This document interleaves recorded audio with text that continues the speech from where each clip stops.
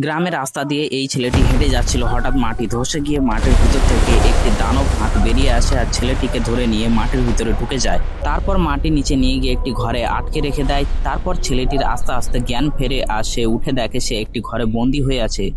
তারপর সে ঘরের দরজাটা খুলতে দেখতে পেল সামনে একটা লাভার স্রোত বইছে, শুধু লাভা লাভা। তারপরে সে পাথরগুলোর উপর দিয়ে লাফিয়ে লাফিয়ে এগোতে থাকলো। সে শুধু পাথরের উপর দিয়ে এগোতে থাকছে কারণ নিচে শুধু লাভা আর লাভা।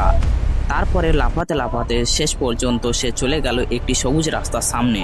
তারপরে সে লাফ দিতেই পিছন থেকে লাভা সাপ দুটো তাকে খুব জোরে তাড়া করেছে তাকে খাবে বলে, কিন্তু সে খুব জোরে প্রাণপণে দৌড়চ্ছে যে বাঁচার জন্য। তারপর হঠাৎই সাপ দুটো নিজেদের মধ্যে মারামারি শুরু করে দেয়।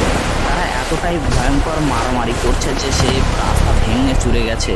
তারপর ছেলেটি সেটা দেখে সেখান থেকে পালিয়ে ঘরে চলে যায়। তোমাদের কেমন লেগেছে? যদি ভালো লেগে থাকে তাহলে একটি সাবস্ক্রাইব করে লাইক করে দিও।